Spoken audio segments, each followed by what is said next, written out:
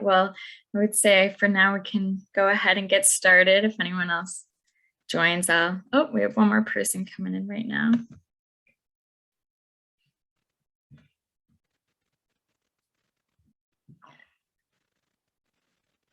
Okay, wonderful. All right. Well, thank you all so much for coming this evening. My name is Annie Kaplan. I'm the Adult Services Librarian at Sir Public Library. And tonight we are lucky enough to be hearing from our friends at Tioga Point Museum about some insight into Indigenous life here in the Valley area. So yeah, do you two want to take it from here? Hi, my name is Todd Babcock. I'm the president here at the Tioga Point Museum in Athens. Tell a little bit about the museum. It was founded in the 1890s, 1895, when the Athens Historical Association, a group of people who were local collectors, had some items and objects that they had started collecting, decided to form a historical society. And the original collection was housed in the old Athens Academy, where Stephen Foster had gone to school, which is right across the street from our building now. But as they started to grow the collection, they realized that they needed a larger institution and building that would be able to house items that was fireproof. So they had approached his first name, Spalding. Jesse Spalding, who was a wealthy businessman in the Chicago area, about providing the funding to build the library and the museum. It was originally built as a museum and housed a library, but in the 1920s, the library became the stronger of the two institutions, and it was turned over to the library. And now the museum, we reside in the second floor, lease the space from the library, and we have a great partnership that we work together on maintaining our collection and maintaining our library. So we're very proud of the building that we have and the collection that we have, and trying to share that information. Much of the information we have is the early collection was based on Native American artifacts. When building was happening here in the valley, they're digging gas lines, building houses, and actually when they built this building in 1895, 1897, they found a number of artifacts right here on this site, which we have in our collection today. So over time, in addition to the Native American collection, we have really an eclectic collection of artifacts from around the world. The people that were here in the valley involved with the canal company, the North Branch Canal, and the railroads, and the bridge companies that were here. They traveled the world and brought back items from around the world. So we at ourselves like a little mini Smithsonian. It's not just local history. We have things from around the world. We often open up the boxes and wonder, where in the world did we get this? How did this come into our possession? So we have a lot of items in addition to the Native American artifacts that we have here. So that's a little bit about the museum. We're open on Tuesdays and Thursdays from noon until 8 o'clock. And Megan Campbell, who's here with me, she is also works at the library, but she's recently joined us at the museum as working toward being a curator of objects, and she brings her background in rare books and history to help us to grow our collection and learn a little bit more about our collection. So at this point, I'd like to turn over to Megan. She's going to talk a little bit about maybe some of the early history of this area, and then I'll get into a little story about a trip that Conrad Weiser made through this area many years ago. Thanks, Todd. As he said, my name is Megan Campbell. I am the assistant director at Spalding Memorial Library, and I also work upstairs, working on my history, my local history. The Susquehanna, as we all know, is a local institution. It's the longest river on the East Coast, flowing 444 miles from Cooperstown, New York, through Pennsylvania, down to the Chesapeake Bay in Maryland.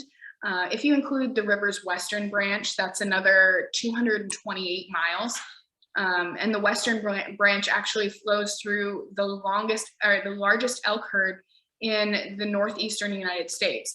It's the longest commercially non-navigable river in North America, and it's also the longest and largest flyway for migratory birds on the East Coast. The Susquehanna River is considered to be the oldest major river system in the world, predating the formation of the Appalachian Mountains over 300 million years ago. It's actually also older than the Nile in Egypt. So all of these reasons are great explanations as to why our area was so important to the indigenous peoples, and specifically the Susquehannock who lived here. The earliest lives to be acknowledged in any written record of the Susquehanna Valley is the Susquehannock, although many other Indians have lived here before them. The Susquehannocks identified themselves as a branch of the Andaste Indians, which were a larger subdivision of the larger Algonquin family. Susquehannock is an Algonquin word, which means people or place at the roiling, muddy, long, or falling water. In other words, the name Susquehannock is a descriptor of the Susquehanna River upon which those people lived. A number of other names were used to refer to the Susquehannock. The Dutch and Swedish colonists called them the Minkwa, also the Mingwe, a name given to them by the Lenape Indians who inhabited the coastal area of what is now New Jersey and eastern Pennsylvania.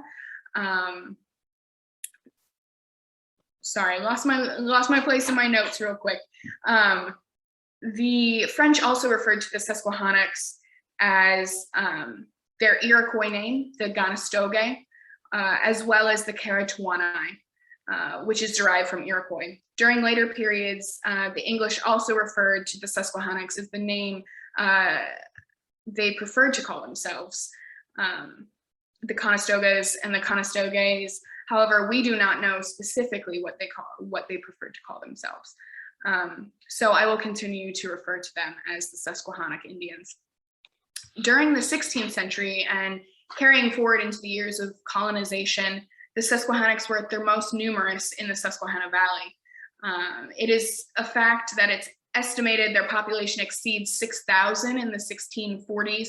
However, as their northern neighbors, the New York Iroquois gained power and prestige, the Susquehannocks experienced pressure to migrate southward until eventually in 1675, when devastated with disease and they had no European allies, they were annihilated by the Iroquois. A small portion of the survivors of this fled southward to the reservation on the Conestoga Creek in present-day Lancaster. But the majority were absorbed into the Iroquois people. And the Confederacy established Shamokin in 1724, and it's believed by 1763, the Andastes were extinct. Based on the analysis of pottery, Susquehannock pottery, that has been found in the valley and the scarcity of European trade goods found with them, the period of the pottery that archaeologists have determined that the Susquehannocks probably left this area in 1575. The latest form of pottery is called Schultz incised.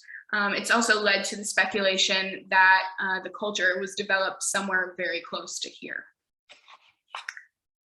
Tribes lived in fortified cities, which were composed of 60 to 80 foot long bark covered longhouses, and several families who are all related to each other via matrilineal lines of descent lived in each longhouse. Like many Native Americans, the Susquehannock social organization was centered almost entirely around female ancestry. And treaties between the Susquehannocks and whites nearly always recorded nation or family affiliations via the mother's ancestors. Susquehannock society would have been impacted and defined by its location. When viewed in a pre-colonial context, the homelands and the nations of the Haudenosaunee Confederacy are directly to the north of the Conestoga homeland in Lancaster, directly down the Appalachian Mountains and valley ranges were the Cherokee, and the Susquehannock was central Iroquois people, and as such occupied the region of the Appalachian Mountains. that was critical to trade and travel along the north-south axis. They would have enabled the Susquehannock to be prosperous and trade with the Cherokee, defend from the north against the Haudenosaunee Confederacy due to the vast Appalachian Mountain and Valley region.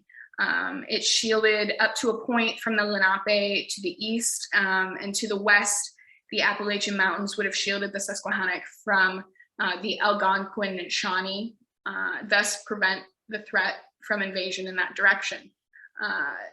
The Susquehannock also enjoyed lives of living between this natural fortress due to the protection on three sides.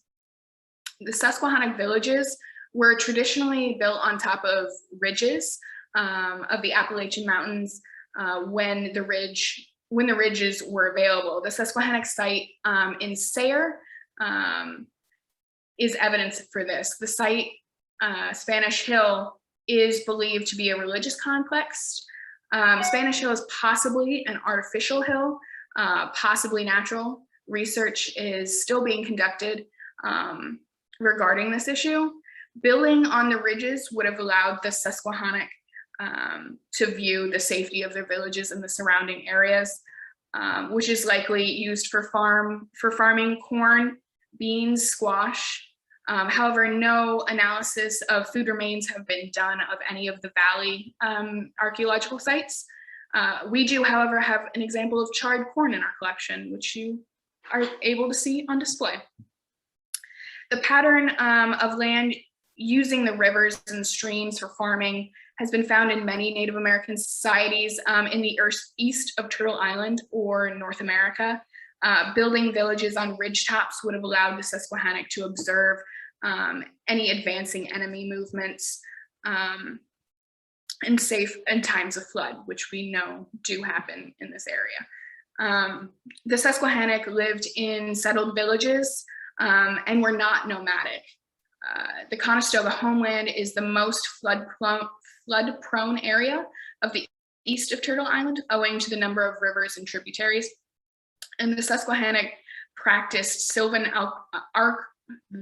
agriculture, like the most of the Native American nations from the east of Turtle Island. Nuts and berries would have been harvested from the forest, and mushrooms would probably have been harvested as well.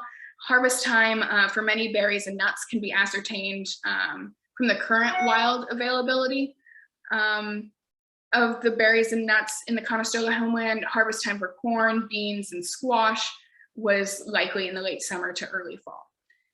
Following the normal season, festival and religious patterns of the Iroquois people, the Susquehannock most likely followed a seasonal calendar of planting, harvest, and winter festivals. When John Smith arrived in 1608, he described the Susquehannocks as wearing bear and wolf skins, carrying bows, arrows, and clubs. And I do have the description here in which he wrote. Such a great and well-proportioned men are seldom seen, for this they seemed like giants to the English, yea, and to the neighbors, yet seemed of an honest and simple disposition, with much ado restrained, adoring the discoverers as gods. Those are most strange people of all countries, both in language and attire, for their language may well beseem their proportions, sounding from them as it were a great voice in a vault or cave as an echo. Their attire is skins of bears and wolves. Some have cassocks made of bear heads and skins, and a man's neck goes through the skin's neck. And the ears of the bear were fastened to his shoulders behind, the nose and teeth hanging down on his breast, and the end of the nose hung a bear's paw. A half sleeve coming down to the elbows were necks of bears, and the arms through the mouth with paws hanging at their noses. So that is what John Smith in 1608 would have discovered Susquehannock looking like when he came upon them. When General Sullivan and Clinton began the campaign from northern Pennsylvania and New York State, they encountered little to no resistance until they converged on what eventually would become northern Bradford County. The two towns established still flourished Tioga, the southern door of the Iroquois Nation, strategically located at the confluence of the Chemung and North Branch of the Susquehanna River, and Queen Esther's Town, a cattle ranch and a village on the west shore of the Chemung opposite Tioga. It was Colonel Thomas Hartley's troops that are credited with destroying both of these communities on September 27th, 1778, after earlier being ambushed by Queen Esther's warriors when a shower of arrows rained down upon them from the hillside on Wolcott's Creek. The combined colonial forces would continue to drive the natives north and west into Canada, while burning their crops and villages to the ground as they went, leaving many of them to starve that winter when the British could not accommodate them. Queen Esther was renowned as a rare female leader of her era, even among Native Americans, who often involved women in governance, even though the men served as chiefs. Half French and half Huron, Esther took control of her husband's clan of Delaware Monsies after his death around 1772. Her village reportedly boasted 70 huts, her castle, and grazing fields. She enjoyed wearing flashy clothing with glittering ornaments, and even her warriors adopted this as part of their uniforms as well. Esther was apparently courteous and friendly to strangers, unless you evoked her ire. This happened in 1778 when her son was killed by white settlers. It was her warriors, with the support of the Tories or the British Loyalists, who floated down the river to attack Fort Wyoming near present-day Wilkes-Barre. The killing and torture of these white settlers, some of it reportedly at Esther's hands, was too much for President George Washington, general at the time, to tolerate. He subsequently composed the orders to General Sullivan and Clinton, not only to retaliate, but to annihilate the Indians, ensure they would never again inhabit northern Pennsylvania or the southern tier of upstate New York.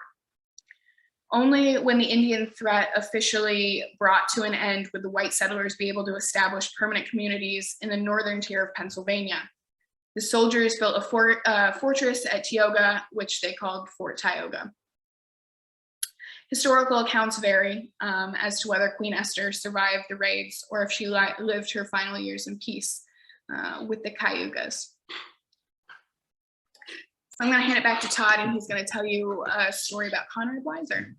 And hearing some of that brought back down in Lancaster in 1763. That's when Charles Mason and Jeremiah Dixon were actually surveying the boundary between Pennsylvania and Maryland. And there is an account in Charles Mason's journal about earlier in the year, the Paxton boys had basically assassinated the Conestogas that were taken into protection into a jail that was there. And they had taken them in for protection. The Paxton boys went in, and it was mostly women and children and old men that they killed, and that was the group of the Conestogas that they had annihilated. So yeah, it's really some. And Charles Mason mentions in his journal that there was a troop of British soldiers in town at the time, and they didn't do anything to stop it. And he said, no honor to them. They didn't do anything to stop the massacre. So it is really sad that way they were treated. But earlier, I would tell a story about Conrad Weiser in 1737.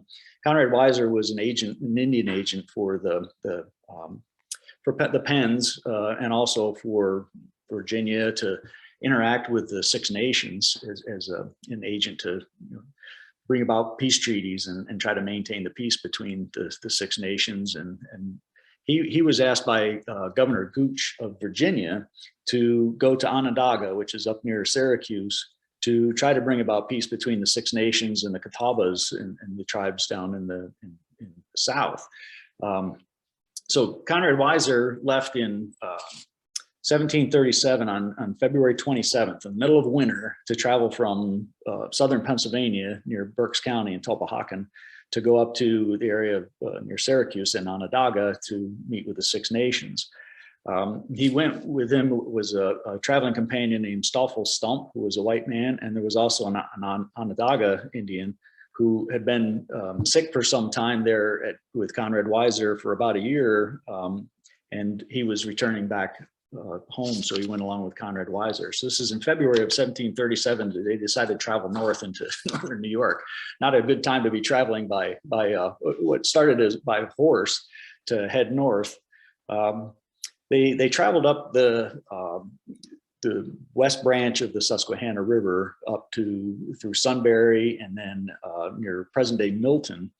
And at Milton, they met up with, they were supposed to meet with Shikellamo, who was a chief in that area, but apparently he was out on a hunt. So the weather was so bad that they didn't want to send anybody out to try to track him down. So they stayed there for a few days. And finally they went out and found Shikellamo to come back with them and travel north to accompany Conrad Weiser up to Onondaga. There were several other Indians arrived. It says some of this text is going to be right directly from Conrad Weiser's journal, which was originally written in German and then translated. So forgive some of the language. This is much of this is going to be in his own words. So I want to try to report it the way he saw it in his own observations on this trip, which is a really valuable insight into what it was like in this area, what traveling was like at that time period. So he notes that several Indians arrived by water from the Six Nations who reported that the snow was still waist deep in the forest and that it was not possible to proceed without snowshoes. So it was looking like it was going to be a difficult journey. On March 21st, they ventured to proceed on their journey down Onondaga. There were now 5 of them as Shikellamo accompanied him, and they were joined by a warrior who had been on a war expedition to Virginia and was going home in the same direction that we were traveling. On the 22nd, they came to a village called Ostanago. Some of these words, I don't know how to pronounce them very, very well. But they quartered with Madame Montour, who we talked about earlier. I believe it's the same Queen Esther, Madame Montour, who he says is a French woman by birth of a good family, but now in a mode of life of a complete Indian. She treated us very well according to her means, but had very little to spare this time, or perhaps dared not let it be seen on the account of so many hungry Indians about. She several times in secret gave me and Stoffel as much as we could eat, which had not happened to us before for 10 days, and showed great compassion for us, saying that none of the Indians where we were going had anything to eat except the Onondagas. The Onondagas up in near Syracuse, which my Indian fellow travelers refused to believe until we found out by true experience. So they were heading off into the wilderness and had had to carry with them what they could sustain them. And Madame Montour was able to provide them with some food. On the 24th, they proceeded on their journey and they found the snow to be 2 feet deep, but it had been very cold during the night. So it was frozen so hard that they could walk on the surface without breaking through the crust. Where they set up a camp for the night, they used branches to cover the snow where they lay down, and that was their bed. So they just lay down branches, and that made their bed for the night. On the 25th, after breakfast, we proceeded on our journey. The snow was no deeper, and before noon, we reached a stream, which is the branch of the Assamashan River. Again, I don't know, it's probably the west branch of the Susquehanna, which we had left yesterday. The stream we are now on, the Indians call it Dayadakla, the lost or bewildered, which that's the Lycoming Creek. So they came up the west branch of the Susquehanna to a point where they could follow the Lycoming Creek to the north. And the Lycoming Creek brought them up into the area of present-day Canton in southwestern Bradford County, where there's a large swamp, or there was a beaver dam there, and the water flowed in 2 directions. So one direction would go down the Lycoming Creek to the west branch of the Susquehanna, and in the other direction it would be the Towanda Creek, which flows into the north branch of the Susquehanna, and that would meet down in Sunbury. So the waterways were their highways that they used at the time, but it wasn't deep enough to travel by canoe or a boat. So they took horses as they were coming up. Shortly after that, there was, he says that as we were clambering along the mountains before we had proceeded a quarter mile, Shikellamo had an unlucky fall, which nearly cost him his life.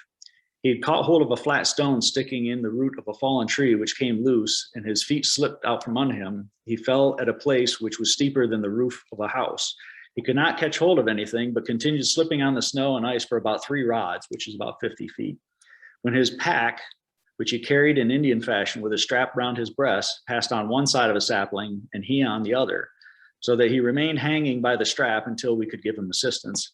If he had slipped a half rod further, he would have fallen over the precipice about 100 feet high upon the other craggy rocks. So it was pretty precarious journey that they're having here. Nothing to eat and traveling through the snow. And they continued on up the Lycoming Creek, and as they were passing through an area, I believe this is probably, I'm trying to envision maybe Trout Run area going between the mountains. They say the Indians believe that Octon, an evil spirit, has power in this valley, that some of them could call him by name and brought him sacrifices by which he would be appeased. If I asked if any of our party could do this or knew his name, and they answered no, that but a few could do this, and they were magicians. So there was many, mysteries as they're traveling through these mountains as well. On the 27th, they followed up the valley and the creek, and the hills became lower. At noon, we reached the summit of the mountain. Before we had quite reached the summit, we saw 2 skulls fixed on poles, the heads of men who had been killed there a long time before by their prisoners, who had been taken in South Carolina. The prisoners, who were 2 resolute men, had found themselves at night untied, which without a doubt had been done by the Octon, the spirit. And having killed their captors and taken possession of their arms, had returned home. So these men had been taken prisoners in South Carolina and the Carolinas, and they ended up killing their captors and escaping back home. And they left their skulls there on a couple of posts for all of those to follow to see. And this is where they reached the area in Canton, where they outlined that one of the wonders of nature is to be seen here. The creek already mentioned is flowing as if on the summit or height of land. It runs in rapid current towards and against the linden tree, where it divides in 2 streams. One stream becomes the water up which we have traveled, the Lycoming Creek, and up which we have been traveling for 3 days, and flowing to the south, empties not far from the Indian village of Tioga, which is probably Sunbury. The other stream flows to the north and empties into the Susquehanna River, 200 miles above Shamokin. Both streams finally unite again where the waters at Shamokin, where the west branch of the river empties into the Susquehanna. So this is that point in the geography where the water flows down, goes in 2 different directions, and then meets a couple hundred miles away again. The stream to the north, which is present-day Towanda Creek, is called the Dawanta, or the fretful or tedious. So you can see where the name Towanda comes from. Here he calls it the Dawanta. So it's just the diction. Mm-hmm. On the 28th, they left the Dawanta on the right hand, and they reached the Soshu, the Fierce, which is the Sugar Creek. So now they're heading up the Susquehanna River up toward the valley here, or toward Athens and Sayre. On March 29th, so they've been traveling since the beginning of February, or about a month now they've been traveling. They reached the forks of the Susquehanna and the Chemung River. Here they said the water is called the Diahagan, which is the Tioga or the Chemung. So Diahagan, Diahoga, Tioga, I think that's where some of these names come in. We're familiar with it. The Chemung used to be named the Tioga River, but it comes from the Diahagan, which, and it comes from the region of the Senecers and the Gayukers. So the Senecers would be the Seneca Indians, and the Gayukers would be the Cayugas. There are many Indians living here, and when he's talking about here, he's talking about here in the valley between the Susquehanna and the Chemung. Partly the Gayukers, the Cayugas, and partly Mahakindars, the Mohegans. So at that time, there were a number of different people living here, and so there was a rather a large village here. So I'd like to tell a little bit of the story about, this is the time in 1737 when he's here at Tioga Point in Athens. And what they witnessed here during that time. So Weiser says, we went into several huts to get meat, but they had nothing, as they said, for themselves. The men were mostly absent hunting. Some of the old mothers asked us for bread. We returned to our quarters with a Mohican who directed his old gray-headed mother to cook soup of Indian corn. She hung a large kettle of it over the fire, but also a smaller one with potash, and made them both boil briskly. What she was to do with the potash was a mystery to me, for I soon saw that it was not for the purpose of washing. as some Indians are in the practice of doing by making a lye and washing their foul and dirty clothes. For the skin of her body was not unlike the bark of a tree from the dirt which had not been washed off for a long time, and was quite dried and cracked, and her fingernails were like eagle's claws. She finally took the ash kettle off the fire, so she's boiling ashes in the water to make like a lye. And she took the ash kettle off the fire and put it aside until it had settled, and left a clear liquor on top, which she carefully poured into a kettle of corn. So she took that boiling ash water, let the ashes settle out, and then poured that water onto the corn. I inquired of my companions why this was done, and they told me that it was a practice of these in the Shawanas, I'm not sure who that is, when they had neither meat or grease, to mix their food with lye prepared in this manner, which made it slippery and pleasant to eat. When the soup was thus prepared, it's basically making hominy, the larger portion was given to us, and out of hunger, I quietly ate a portion, which was not of bad taste. The dirty cook and unclean vessel were more repulsive. After I had eaten a little and quieted the worst cravings of hunger, I took some of my goods and quietly left the hut without being noticed by my companions, and went into another hut, gave the old gray-headed mother 24 needles and 6 shoestrings, and begged her to give me some bread made of Indian corn, if it were only as much as I could eat at one meal. She immediately gave me 5 small loaves of about a pound weight, of which I and Stoffel eat 2 the same evening. The Indians eat so much of the soup they became sick. We had intended to have had a day rest here if we could have procured meat, but had to be content to proceed on our journey. So, you know, it was a difficult time. It's in the middle of winter. The men were all out hunting, trying to find food, and the people that were here they were destitute. They had very little to eat. So it's you know, it was a very difficult place to live. They continued on their journey and ended up, it took 6 weeks in all to get up to Onondaga, to where Conrad Weiser then negotiated a peace, and he ended up returning home. He came back again in, I think it was 1745. There were several other trips that he had made, but on that trip, he was actually accompanied by John Bartram, who was a naturalist and you know, made many discoveries of plants and identified plants and species different. And he was also with them was Lewis Evans, who was a surveyor who ended up drawing a map of North America or the eastern part of North America that really gave a great deal of detail. And so it was on journeys like this that they gained that information to create the maps that were the basis for maps that we have today. But one of another thing that I noticed with when on the trip when Bartram came in with Conrad Weiser, they talked about how they were always welcomed. So even though the natives that were here didn't have anything to feed themselves, they still welcomed these strangers in and gave them what they had, what little they had. So it was just the way that they treated those who traveled here. But this is from the Weiser Bartram trip, that said the traveling Indians had different perspectives on their interactions with backcountry settlers. An anonymous Six Nations spokesman revealed that 2 alien economic mentalities were the more fundamental cause of settler Indian conflicts. He addressed the provincial council in 1737 that amongst them there is never any victuals or food sold.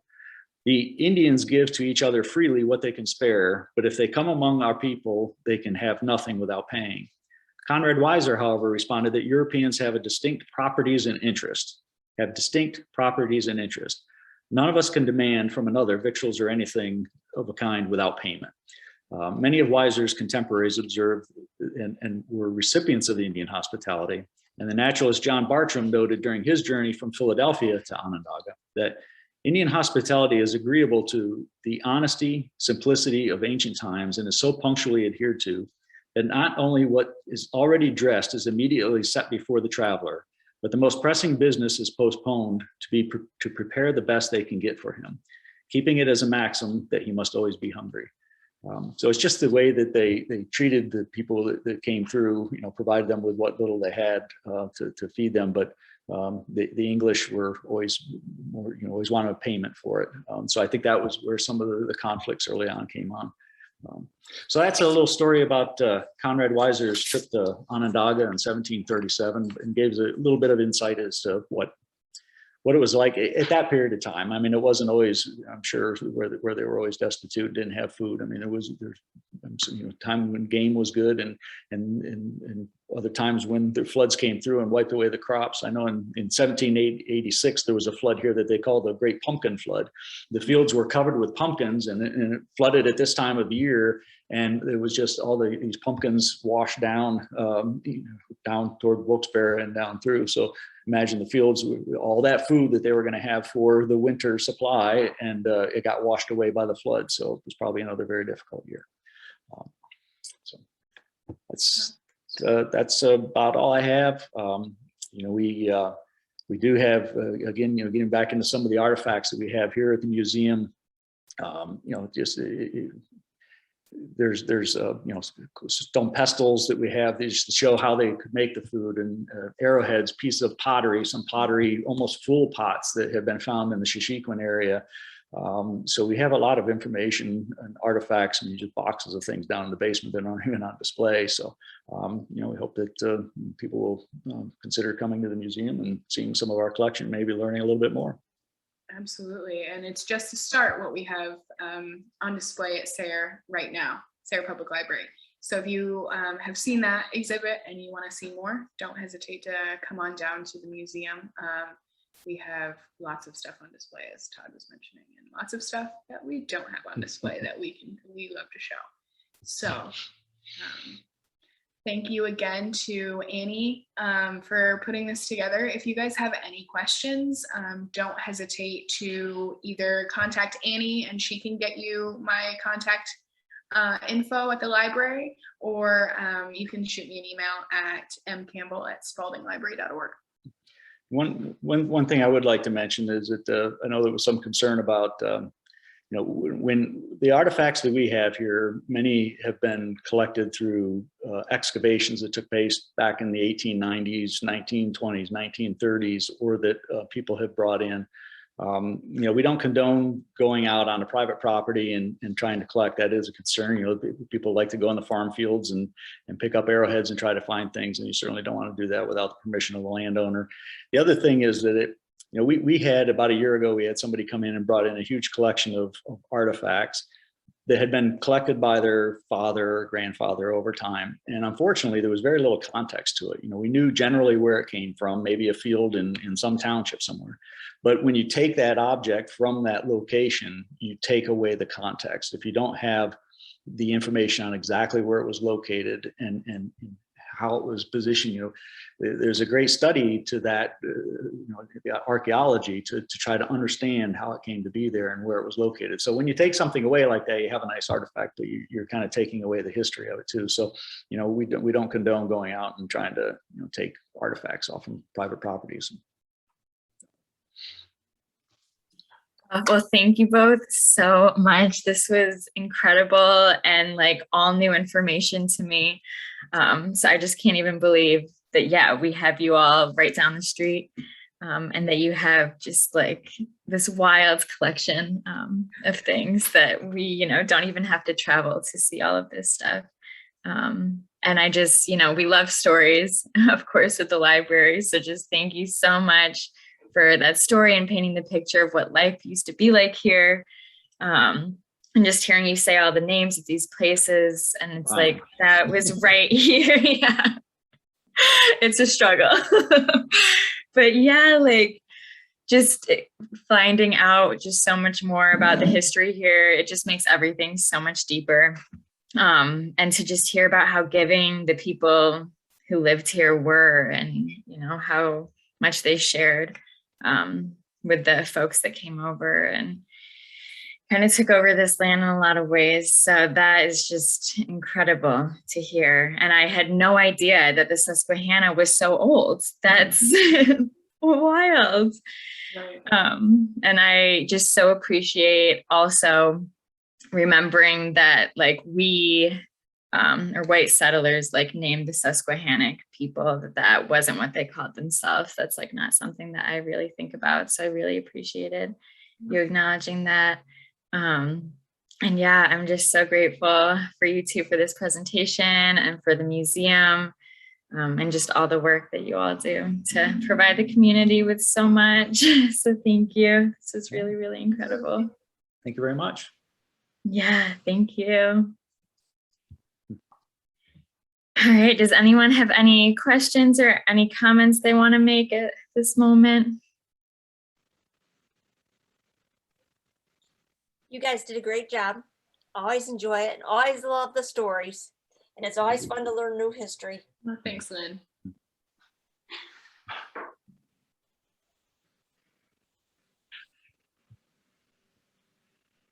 All right, well, thank you, Megan. Thank you, Todd. And Thank you. yeah, thank you to Tioga Point Museum for this amazing presentation. I learned just so much. All right. All right. Well, have a good night. Thank you. Bye, everyone. Oh, and this also will be posted on our Facebook page. And I'll send this video over to you too as well. So you can have that. Okay, thank you. Good night. Bye.